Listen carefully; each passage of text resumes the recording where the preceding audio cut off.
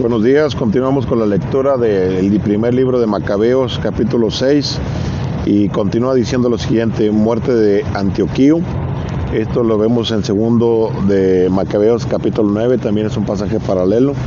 El mismo capítulo 6, versículo 1, continúa diciendo lo siguiente: el rey Antíoco recorría las provincias del norte cuando se enteró de que en Persia había una ciudad llamada Elimalda, famosa por su riqueza en plata y oro, con un templo lleno de tesoros, escudos dorados, corazas y armas dejadas ahí por Alejandro, el de Filipo, rey de Macedonia, que había sido el primer rey de Grecia. Antíoco fue allá e intentó apoderarse de la ciudad y saquearla, pero no pudo, porque los de la ciudad, dándose cuenta de lo que pretendía, salieron a atacarle. Antíoco tuvo que huir y emprendió el viaje de vuelta a Babilonia apesadumbrado. En el versículo 5, entonces llegó a Persia un mensajero con la noticia de que la expedición militar contra Judá había fracasado. Lisias, que había ido como caudillo de un ejército poderoso, había huido ante el enemigo. Los judíos, sintiéndose fuertes con las armas y pertrechos y el enorme botín de los campamentos saqueados, habían derribado el altar construido sobre el altar de Jerusalén. Habían levantado en torno al santuario una muralla alta como la de antes, y lo mismo en Bet-Sur, ciudad que pertenecía al rey. Verso 8. Al oír este informe, el rey se asustó y se impresionó de tal forma que cayó en cama con una gran depresión, porque no le había salido las cosas como quería. Vamos a dar lectura al comentario del libro. Dice el autor que dentro del capítulo 6, de los versículos 1 al 17, menciona que es la muerte de Antíoco. Antíoco Epifanes, al enterarse que los judíos habían vencido sus tropas y han purificado el templo que él había profanado, cae en un estado crítico de depresión. La depresión de su estado psicológico hace honor al apodo que le tenían algunos de sus súbditos, Epimanes, que significa loco. Su confesión, aparentemente arrepentido por haber saqueado el templo, según lo vimos en primer libro de Macabeos, capítulo 1, 54, no obedece a un acto de conversión, sino más bien al reconocimiento de su fracaso. Antíoco encarga a Filipo la administración del reino y la custodia de su hijo. En primer libro de Macabeos 3:33, la había encomendado a Lisias. Antíoco muere probablemente en la primavera del año 164 a.C. en Babilonia, ciudad que simboliza tragedia y muerte para Israel. Esos pasajes también los pueden encontrar en Segunda de Reyes, capítulo 24, Apocalipsis 18, verso 18, capítulo 16, verso 19 y 17, 5. También encontramos en 18:2 y 10:21 del mismo libro de Apocalipsis. Y se une a la lista de faraones y emperadores que desde los tiempos de Egipto han fracasado en su objetivo de desafiar el amor de Dios por los pobres y oprimidos. Decíamos que el versículo 6, volviendo a la porción del libro de Macabeos, el versículo 8, al oír este informe el rey se asustó y se impresionó, de tal forma que cayó en cama con una gran depresión, porque no le habían salido las cosas como quería. Ahí pasó muchos días, cada vez más deprimido, pensó que se moriría. Llamó a todos sus generales y les dijo: el sueño que ha huido de mis ojos, me siento abrumado de pena y me digo: ¿a qué tribulación he llegado? ¿En qué violento oleaje estoy metido? Yo feliz y querido cuando era poderoso, pero ahora me viene a la memoria el daño que hice a Jerusalén, robando el ajuar de plata y oro que había ahí, y enviando gente que exterminase a los habitantes de Judá sin motivo. Reconozco que por eso me han venido estas desgracias. Ya ven, muero de tristeza en tierra extranjera. Llamó a Filipo, un grande del reino, y lo puso al frente de todo el imperio. Le dio su corona, su manto real y el anillo. encargándole la educación de su hijo Antíoco y de prepararlo para reinar. El rey de Antíoco murió ahí el año 149. Cuando Lisias se enteró de la muerte del rey, alzó por rey a su hijo Antíoco, criado por él de pequeño, y le dio el sobrenombre de Eupator. Antíoco Eupator. Mientras tanto, la gente de la fortaleza tenía confinados a los israelitas en torno al templo y no perdía ocasión de hacerles mal y favorecer a los paganos. Judas se propuso acabar con ellos y congregó a todo el ejército para asediarlos, y se concentraron todos y empezaron el asedio el año 150. Con catapultas y máquinas de asalto, algunos sitiados rompieron el cerco. Se les juntaron algunos renegados de Israel que fueron a decirle al rey: cuando piensas hacer justicia y vengar a nuestros hermanos, nosotros sometimos a tu padre voluntariamente, procedimos según sus instrucciones y obedecimos sus órdenes a la letra. El resultado es que nuestros compatriotas han cercado la fortaleza y nos tratan como extraños. Más aún, han matado a los nuestros que caían en sus manos y han confiscado nuestros bienes. Y no solo extiende la mano contra nosotros, sino también contra todos los vecinos de su majestad. Así los tienes acampados ahora contra las fortalezas de Jerusalén, intentando conquistarla.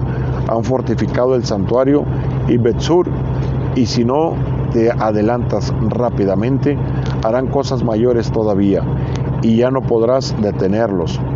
Verso 28.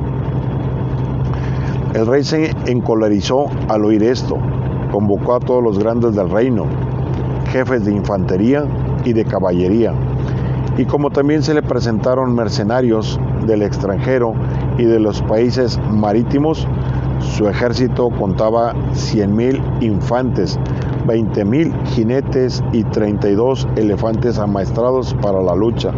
Atravesando Idumea, asediaron Bet-Sur. La lucha se prolongó muchos días, preparando máquinas de asalto, pero los sitiados hicieron una salida y las incendiaron, luchando valientemente. Verso 32. Entonces Judas levantó el cerco de la fortaleza y acampó junto a Bet-Zacarías frente al campamento del rey. De madrugada el rey hizo avanzar su ejército a toda prisa por el camino de Bet-Zacarías. Las tropas se dispusieron a entrar en acción y sonó la señal de ataque. A los elefantes se les había dado vino de uva y de moras para excitarlos a la lucha. Los repartieron entre los escuadrones, asignando a cada elefante 1,000 hombres protegidos con corazas y cascos de bronce.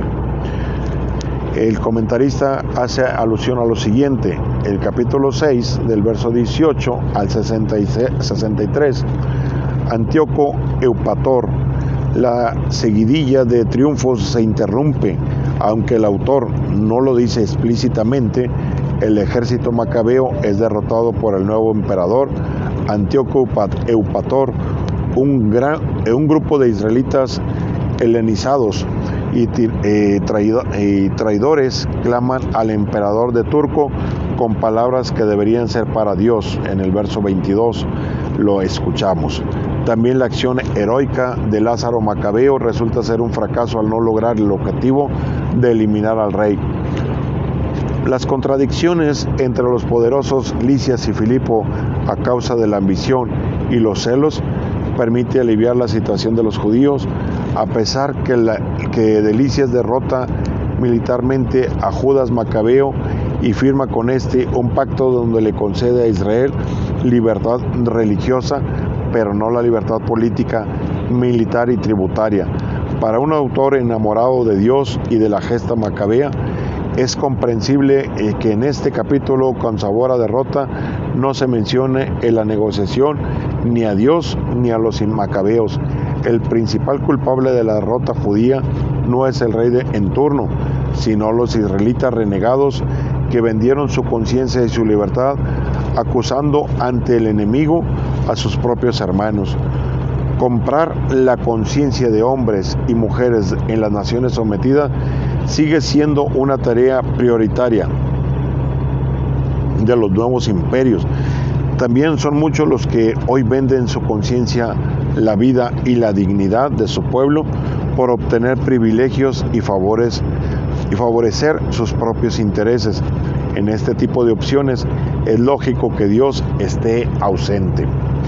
Dando lectura al versículo que íbamos, que viene siendo el 35, dice: los repartieron entre los escuadrones asignados a cada elefante 1000 hombres protegidos con corazas y cascos de bronce, más 500 jinetes escogidos. Donde estaba un elefante, ahí estaban ellos. A donde iban ellos.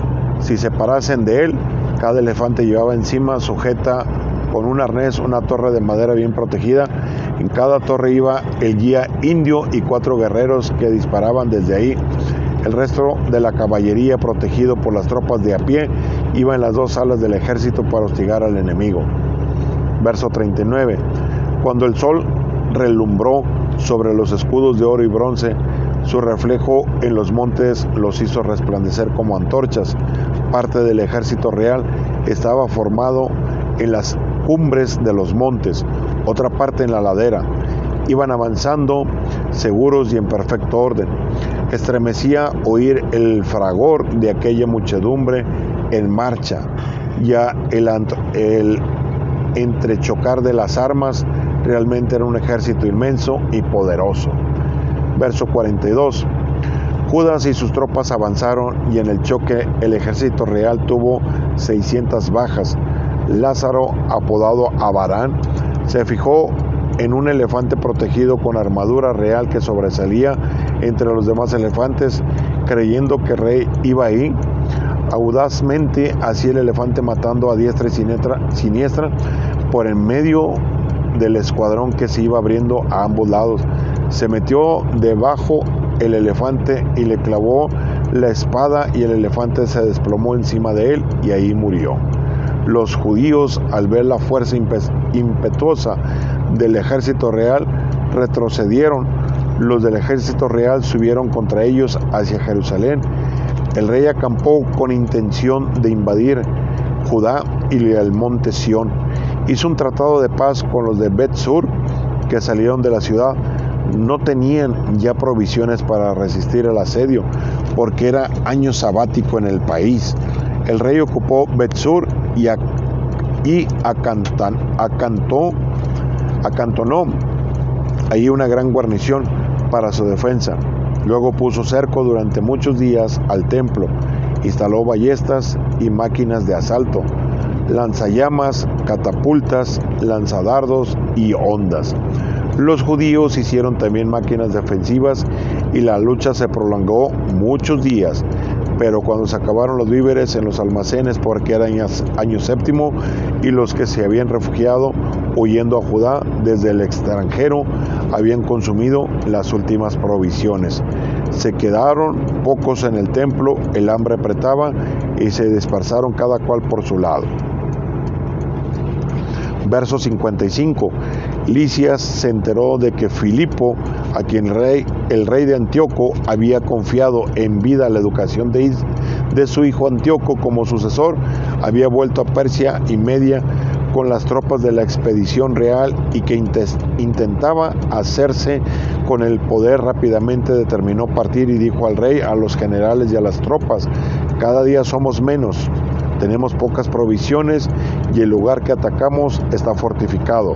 Los asuntos del reino son urgentes. Hagamos las paces con esa gente, firmemos un tratado con ellos y toda su nación, permitiéndoles vivir según su legislación como hacían antes, porque enfurecidos por haber abolido su legislación, nos han hecho todo esto. El rey y los jefes aprobaron la propuesta, ofrecieron la paz a los judíos y estos la aceptaron. El rey y los jefes confirmaron el pacto con juramento, y así los judíos salieron de la fortaleza. Pero cuando el rey llegó al monte Sión y vio aquellos fortificados, quebrantó el juramento y mandó derribar la muralla entera. Luego partió rápidamente y volvió a Antioquía, donde encontró a Filipo, que se había apoderado de la ciudad.